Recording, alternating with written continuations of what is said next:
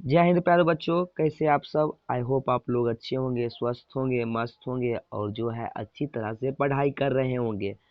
आज का जो इस वीडियो है, इस वीडियो के माध्यम से हिस्ट्री के सेकेंड चैप्टर जिसका नाम है राजा, किसान और नगर, उसका जो है मैं आप सभी के लिए फुल चैप्टर एक्सप्लेनेशन लेकर आया हूँ। आज के इस वीडियो में मैं इस चैप्टर जिसका नाम है राजा, किसान और नगर, उसका जो है थ्योरी वीडियो लेकर आया हूँ, जिसमें मैं आप सभी को इस चैप्टर का थ्योरी, महत्वपूर्ण थ्योरी बताऊंगा।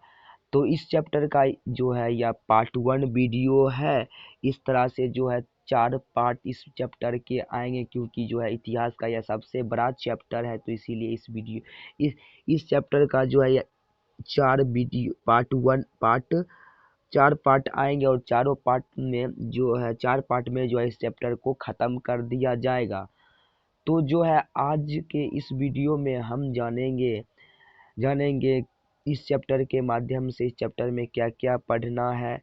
तो पहले उसका हम परिचय लेंगे, उसके बाद हम इस चैप्टर को शुरुआत करेंगे। तो आइए शुरुआत करते हैं। शुरुआत करने से पहले अगर चैनल पर नए आए तो चैनल को सब्सक्राइब कर लीजिए, और वीडियो को जो है एक लाइक कर दीजिए, और वीडियो को जो है अपने फ्रेंड के यहाँ शेयर कर दीजिए, ताकि जो है वे भी इस वीडियो के माध्यम से जुड़े और 2025 की बोर्ड एग्जाम में हिस्ट्री की अच्छी से अच्छी तरह से तैयारी कर सके। और जो है वीडियो को जो है शुरू से अंत तक जो है ध्यान पूर्वक देखना है, ताकि जो है आपको यहीं पर समझ आ जाए। उसके बाद जो है मैं आप सभी को जो थ्योरी बताऊंगा उसको नोट कर लेना है, ताकि नोट कर लेना। उसके बाद जो है बार बार रिवीजन करना है, ताकि जो है आपको याद रहे और परीक्षा में आप जो है लिख कर आवे। जो आपसे पूछा जाएगा, ऑब्जेक्टिव में पूछा जाए या सब्जेक्टिव में, जो क्वेश्चन भी पूछा जाए, जो आपसे हिस्ट्री का एक भी क्वेश्चन नहीं छूटना चाहिए। तो आइए शुरुआत करते हैं।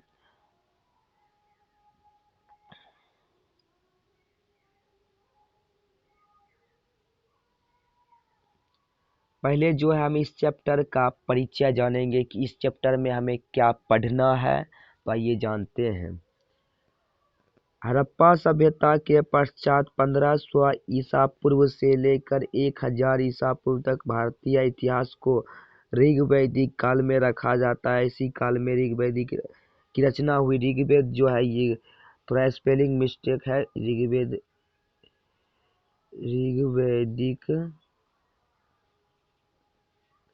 ऋग्वेदिक ऐसे होगा।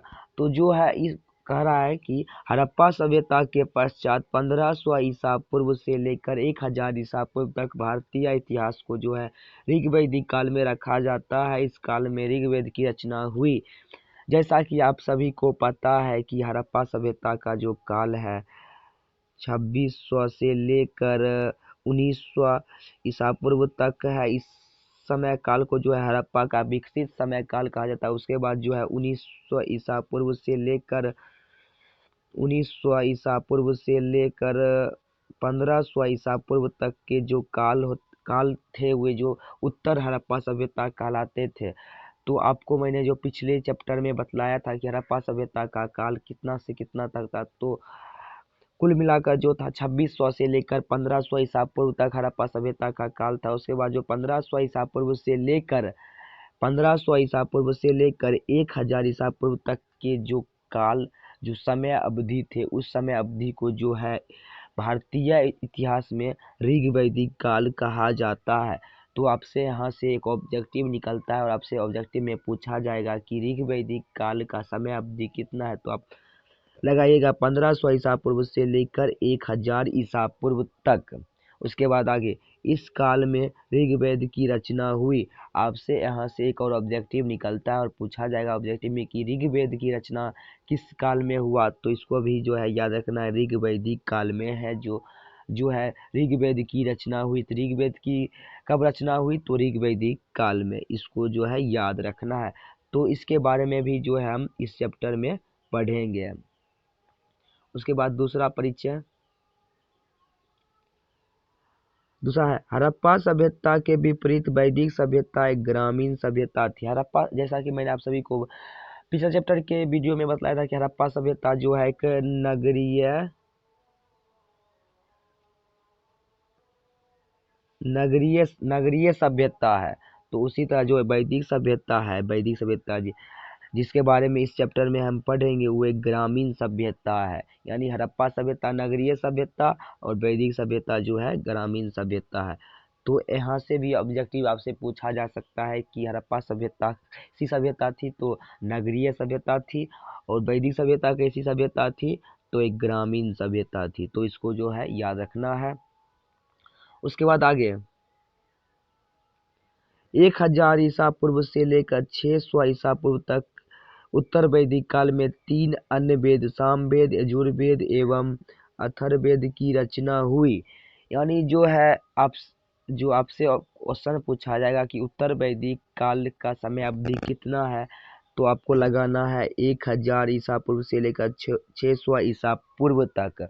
उसके बाद जो है उत्तर वैदिक काल में ही, उत्तर वैदिक काल में ही, यानी उत्तर वैदिक काल कहने का मतलब वैदिक काल के बाद जो समय आता है उसे उत्तर वैदिक काल कहते हैं। तो उत्तर वैदिक काल में ही जो है सामवेद, यजुर्वेद एवं अथर्ववेद की रचना हुई थी।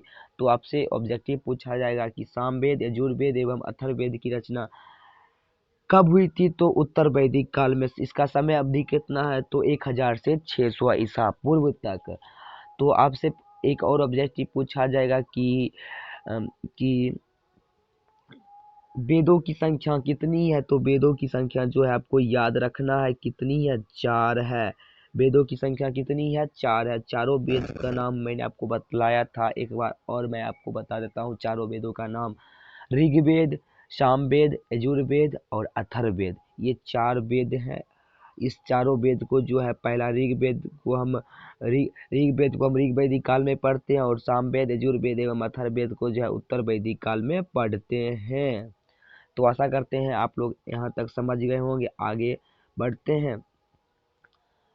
उसके बाद इस चैप्टर में और आगे बढ़ेंगे, और इस चैप्टर में हम पढ़ेंगे कि इस काल में राजा निरंकुशता की ओर बढ़ने लगे, समाज में महिलाओं की स्थिति में ह्रास हुआ एवं समाज में चतुर्न वर्ण व्यवस्था स्थापित हुआ। कहने का मतलब है कि जब 600 ईसा पूर्व के बाद 600 ईसा बीसी कहने का मतलब होता है ईसा पूर्व, यानी 600 ईसा पूर्व के बाद का जो समय आया, और उसके बाद जो राजा महाराजा बने, तो वे जो राजा महाराजा होते थे वो निरंकुश होते थे। निरंकुश कहने का मतलब कि राजा होते हुए भी प्रजा की सेवा न करना, भ्रष्टाचार की पथ पर चलना ही निरंकुशता कहलाता है। तो इस समय में जो राजा महाराजा थे वे निरंकुश की ओर बढ़ने लगे। जिस तरह से हड़प्पा सभ्यता में महिलाओं की स्थिति अच्छी थी, तो वैदिक सभ्यता में महिलाओं की स्थिति अच्छी नहीं थी। तो यहाँ इस बातें को जो है इस चैप्टर में हम पढ़ेंगे कि महिलाओं की स्थिति क्यों खराब थी, राजा क्यों निरंकुश की ओर बढ़ने लगे, तो इसके बारे में इस चैप्टर में हम पढ़ेंगे। उसके बाद जो है 600 ईसा पूर्व में भारत में बौद्ध एवं जैन धर्म का जो है काफ़ी विकास होता है। 600 ईसा पूर्व का जब समय अवधि आता है, तो बौद्ध धर्म और जैन धर्म जो है, बौद्ध धर्म के जो स्थापना है महात्मा बुद्ध ने किया, और जैन धर्म की जो स्थापना वो महावीर स्वामी ने किया था। तो 600 ईसा पूर्व में जो है इस दोनों धर्म का काफ़ी विकास होता है, काफ़ी उन्नति करता है ये दोनों धर्म। तो आपसे यहाँ से ऑब्जेक्टिव पूछा जाएगा कि बौद्ध एवं जैन धर्म का विकास काफ़ी उन्नति और काफ़ी विकास कब करता है, तो 600 ईसा पूर्व में। तो इसके बारे में भी जो है एक अलग चैप्टर ही आएगा। बौद्ध धर्म और जैन धर्म का जो है एक अलग चैप्टर ही है, तो जिसके बारे में हमें बौद्ध धर्म एवं जैन धर्म के बारे में पढ़ना है। उसके बाद इस चैप्टर में हम पढ़ेंगे इसी दौरान जो है 16 महाजनपद अस्तित्व में आए। इनमें कुछ जनपदों में राजतंत्र और कुछ जनपदों में गणतंत्र शासन प्रणाली था। यानी जो है 600 ईसा पूर्व के बाद जो है वैदिक सभ्यता में 16 महाजनपद का जो है विकास होता है, अस्तित्व में आता है। 16 महाजनपद में किसी में राजतंत्र था तो किसी में गणतंत्र था। राजतंत्र कहने का मतलब राजा का शासन, और गणतंत्र कहने का मतलब होता है जनता का शासन। तो जो 600 ईसा पूर्व के बाद जो वैदिक सभ्यता थी उसमें 16 महाजनपद का काफ़ी विकास होता है, और 16 महाजनपद में किसी महाजनपद में राजतंत्र था तो किसी महाजनपद में है जो गणतंत्र था। उसके बाद आगे, उसके बाद इनमें से मगध महाजनपद सबसे अधिक शक्तिशाली था। जो 16 महाजनपद था, 16 महाजनपद में किसी में राजतंत्र था तो किसी में जो है गणतंत्र था। तो इन 16 महाजनपदों में सबसे अधिक जो शक्तिशाली था वो मगध महाजनपद था। मगध महाजनपद जो आज से हजारों वर्ष पहले एक महाजनपद था, जो कि वर्तमान में पटना एवं गया का क्षेत्र आता। इस दोनों पटना एवं गया के सम्मिलित क्षेत्र को ही जो है मगध कहा जाता था। तो मगध महाजनपद के बारे में जो है इस चैप्टर में हम पढ़ेंगे। तो इस चैप्टर में जो अभी तक जो है 16 महाजनपद के बारे में पढ़ेंगे, और 16 महाजनपद में है जो मगध महाजनपद के बारे में हमें पढ़ना है।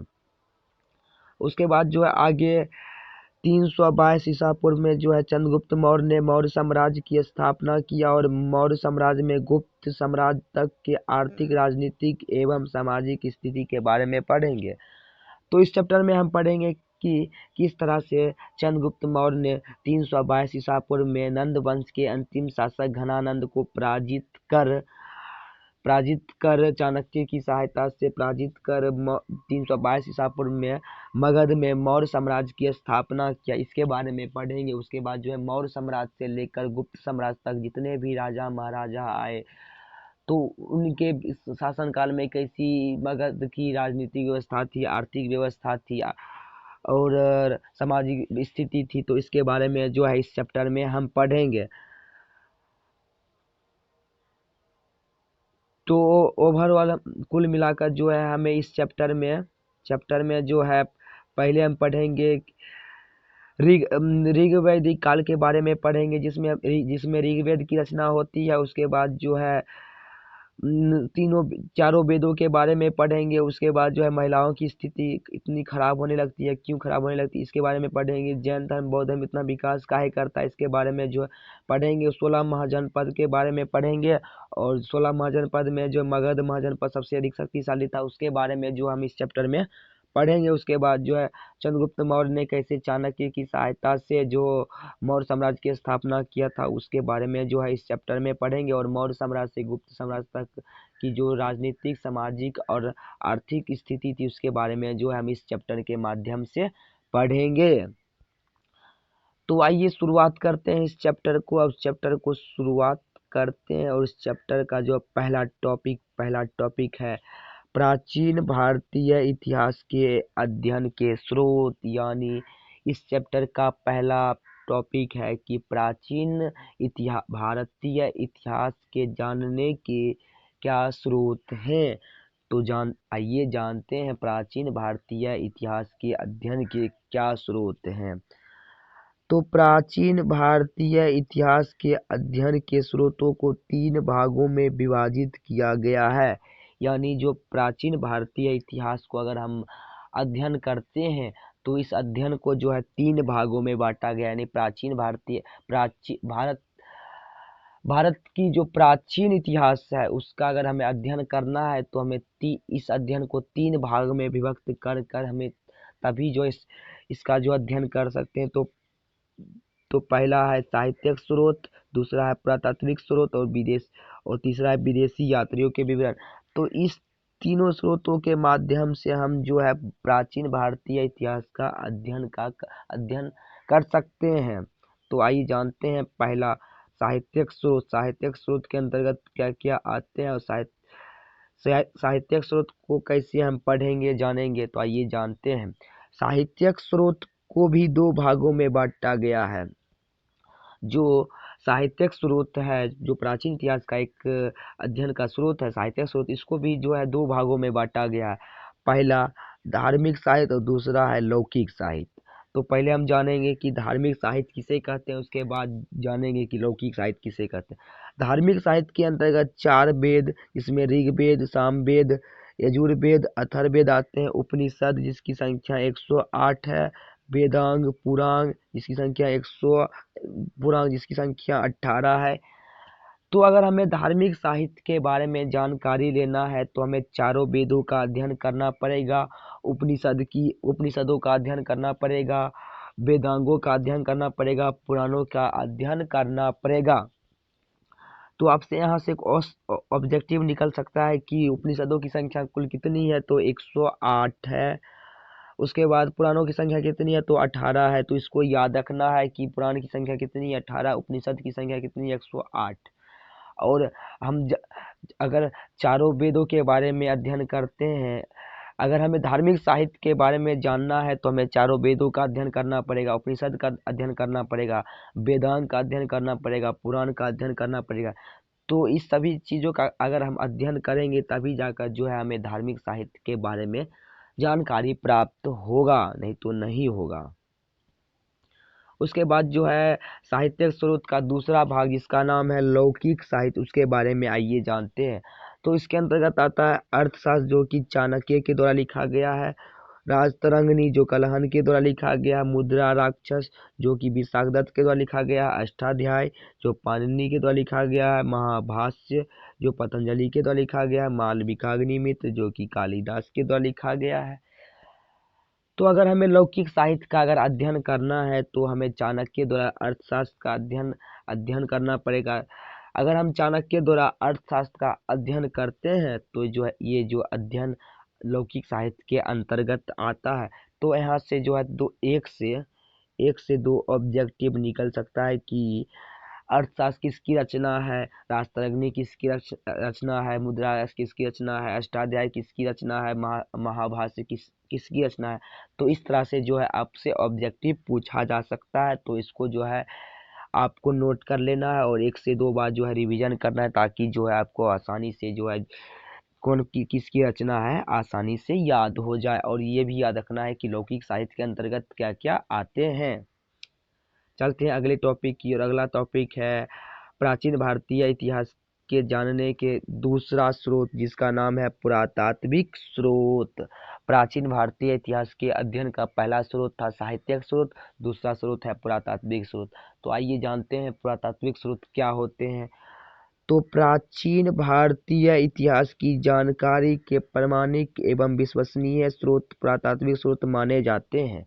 यानी अगर प्राचीन भारतीय इतिहास का अगर अध्ययन करना है तो उस अध्ययन का अगर आप प्रमाण चाहते हैं या उस अध्ययन पर अगर विश्वास करना चाहते हैं, अगर उस पर विश्वास करना चाहते हैं तो आपके लिए सबसे महत्वपूर्ण स्रोत है वो है पुरातात्विक स्रोत। पुरातात्विक स्रोत जो है प्राचीन भारतीय इतिहास के अध्ययन का सबसे महत्वपूर्ण स्रोत है। इसमें क्या होता है कि आपको जो है साक्ष्य भी प्राप्त होता है, आपको जो है इस पर विश्वास भी होता है, और जो इस पर जो है आपको प्रमाण भी मिलता है। तो आपसे पूछा जाएगा कि पुरातात्विक स्रोत के अंतर्गत क्या क्या आते हैं, तो आपको इसमें याद रखना है। तो आपको याद रखना है कि पुरातात्विक स्रोत के अंतर्गत शिलालेख, अभिलेख, गुहालेख, मुद्राएं, स्मारक, मूर्तियां एवं चित्रकला आते हैं। आपको जो है कंफ्यूज होंगे शिलालेख किसे कहते हैं। शिलालेख कहने का मतलब कि आज से हजारों वर्ष पहले जो राजा महाराजा होते थे तो अपनी उपलब्धियां पत्थर पर खुदवाते थे, तो उसी को शिलालेख कहते हैं। उसी तरह से जो है अभिलेख होता है। गुहालेख कहने का मतलब कि गुफा में जो राजा महाराजा अपनी उपलब्धियां खुदवाते थे तो उसे गुहालेख कहते हैं। गुहालेख कहने का मतलब सीधा सा मतलब समझिए कि गुफा के अंदर जो लिखा हो मिला है उसे गुहालेख कहते हैं। मुद्राएं मतलब सिक्का, स्मारक, राजा महाराजा को जब जहाँ दफनाया जाता है जब दफनाया जाता था उसे ही स्मारक कहा जाता है। उसके बाद प्राचीन मूर्तियां, राजा महाराजा के समय में चित्रकला इस सभी के माध्यम से जो है हम जान सकते हैं कि प्राचीन भारतीय इतिहास। तो इस सभी का जब हम अध्ययन करेंगे तो इसको हम पुरातात्विक स्रोत के अंतर्गत रखेंगे। तो अगर आपसे पूछा जाएगा कि पुरातात्विक स्रोत के अंतर्गत क्या क्या आते हैं, या घुमाकर पूछा जाएगा कि शिलालेख, अभिलेख, गुहालेख, मुद्राएं कि प्राचीन भारतीय इतिहास के अध्ययन के किस स्रोत के अंतर्गत आते हैं, तो आपको याद रखना है पुरातात्विक स्रोत। तो आइए जानते हैं तीसरा स्रोत, प्राचीन भारतीय इतिहास के तीसरा स्रोत के बारे में जानते हैं, जिसका नाम है विदेशी यात्रियों का विवरण।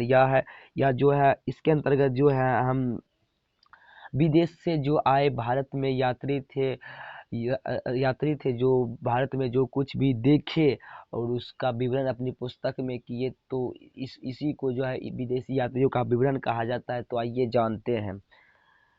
तो भारत की यात्रा पर आने वाले विदेशी यात्रियों के यात्रा वृत्तांत से हमें भारत की कला, संस्कृति, धार्मिक परंपरा, सामाजिक आचार विचार, भौगोलिक, राजनीतिक, आर्थिक स्थिति का पता चलता है। यानी जब कोई विदेशी यात्रियों के विवरण के अंतर्गत हम जानते हैं कि जब कोई विदेशी यात्री भारत आता है और भारत घूमता है, भारत में जो कुछ भी देखता है तो अब देखता है, जैसे भारत में वह भारत का संस्कृति देखा, भारत का कला देखा, भारत में किस तरह से राजनीतिक व्यवस्था थी, भारत की कैसी भौगोलिक व्यवस्था थी, भारत की कैसी सामाजिक व्यवस्था थी।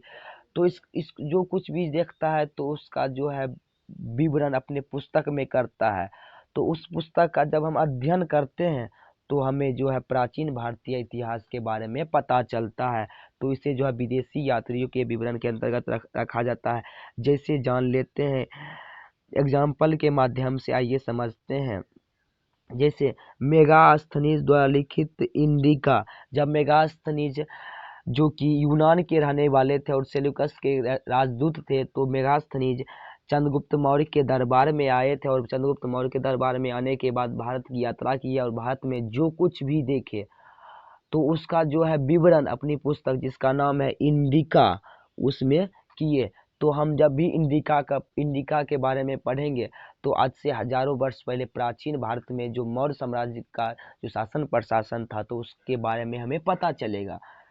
तो इसको जो है यहाँ से आपसे ऑब्जेक्टिव भी निकल सकता है कि मेगास्थनीज द्वारा लिखित यात्रा वृत्तांत के नाम बतावे तो लिखिएगा इंडिका, या घुमाकर पूछेगा कि इंडिका किसकी रचना है तो मेगास्थनीज का। इंडिका किसकी रचना है? मेगास्थनीज को। तो इसको याद रखना है। उसके बाद है दूसरा एग्जाम्पल, जैसे अलबेरुनी द्वारा लिखित तहकीक ए हिंद। थोड़ा ही गलती हो गया, अलबेरुनी द्वारा लिखित तहकीक ए हिंद। जब 11वीं शताब्दी में महमूद गजनबी ने अलबेरुनी को भारत लेकर आया तो अलबेरुनी ने भारत की यात्रा की और भारत में जो कुछ भी देखा, यहाँ का कला, संस्कृति, सामाजिक स्थिति, आर्थिक स्थिति, राजनीतिक स्थिति, तो उसका विवरण जो है अपनी पुस्तक तहकीक हिंद में किया। तो जब भी हम तहकीक हिंद के बारे में पढ़ेंगे तो हमें जो है 11वीं शताब्दी में कैसी संस्कृति थी, भारत की क्या कला व्यवस्था था, कैसी सामाजिक व्यवस्था थी, कैसी आर्थिक व्यवस्था थी, तो उसके बारे में जो है हमें पता चलेगा। तो यहाँ से एक और ऑब्जेक्टिव निकलेगा कि तहकीक ए हिंद किसकी रचना है तो याद रखना है। तहकीक ए हिंद किसकी रचना है तो याद रखना है अलबेरुनी का है। अलबेरुनी द्वारा लिखित यात्रा वृत्तांत कौन सा है तो तहकीक ए हिंद है। तो यहाँ से ऑब्जेक्टिव निकलता है और इसको जो है आप इसको नोट कर लेना है। आपसे जो है ऑब्जेक्टिव में पूछा भी जा सकता है या सब पूछा भी जा सकता है। तो उसके बाद तीसरा एग्जाम्पल है इब्न बतूता द्वारा लिखित रेहला। जब इब्न बतूता 14वीं शताब्दी में भारत आए, भारत आने के बाद जो भारत की यात्रा किए, भारत में जो कुछ भी देखे, यहाँ की कला, संस्कृति, आर्थिक, राजनीतिक व्यवस्था, तो उसका विवरण जो अपनी पुस्तक रेहला में किए। तो रेहला में किए तो इससे इब्न बतूता द्वारा लिखित जो यात्रा वृत्तांत रेहला है, तो रेहला को जब हम पढ़ते हैं तो हमें 14वीं शताब्दी में कैसी भारत की आर्थिक स्थिति थी, कैसी सामाजिक व्यवस्था था, कैसा संस्कृति था, कितना कला का विकास हुआ था, तो इसके बारे में जो है हमें पता चलता है। तो यहाँ से भी एक ऑब्जेक्टिव निकलता है कि रेहला किसकी रचना है तो इब्न बतूता की। इब्न बतूता द्वारा लिखित यात्रा वृत्तांत के नाम बतावे तो रेहला।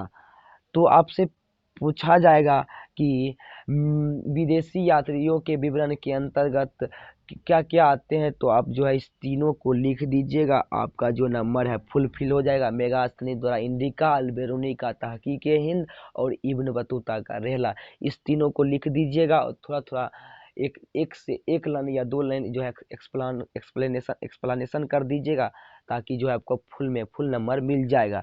तो अगर आपसे 5 नंबर में पूछा जाए कि प्राचीन भारतीय इतिहास के अध्ययन के क्या क्या स्रोत हैं, तो तीनों स्रोत को लिख देना है, साहित्यिक स्रोत, पुरातात्विक स्रोत और विदेशी यात्रियों के विवरण। तीनों स्रोत को लिख कर और तीनों का जो है एक्सप्लेनेशन कर देना, और तीनों स्रोत के अंतर्गत क्या क्या आते हैं, तीनों में के अंतर्गत क्या क्या आते हैं उसको जो है लिख देना। उसके बाद जो है अगर आप पूरा लिख देते हैं तो आपको जो है 5 नंबर मिल जाएगा। तो जो है आज के वीडियो में मैंने आप सभी को 5 नंबर का जो तैयारी करवा दिया। उसके बाद जो है इससे कम से कम 2 से 4 ऑब्जेक्टिव भी निकलेगा, और पूछा जाता है हर साल, और इस बार भी पूछा जाएगा। तो जो है इसको रिवीजन करना है, और जो है इसको नोट कर लेना है। नोट करने के बाद जो है आप इसको रिवीजन करना है। तो जो है आज का जो इस चैप्टर का जो है वीडियो हम यहीं पर द एंड करते हैं, और हमारा जो इस चैप्टर का पार्ट 1 है, पार्ट 1 वीडियो जो है ख़त्म हो गया। अब जो हमारा नेक्स्ट वीडियो आएगा उसमें जो है इस चैप्टर का जो पार्ट 2 वीडियो लेकर आएंगे, और उसमें वीडियो को आगे की ओर बढ़ाएंगे और आगे जानेंगे। तो जो है वीडियो को यहीं पर द एंड करते हैं। और जाने से पहले अगर चैनल पर नया है तो चैनल को सब्सक्राइब कर देना है, और वीडियो को एक लाइक कर देना है। तो ठीक है बच्चों, बाय बाय, कल के वीडियो में फिर मिलते हैं। बाय बाय बच्चों।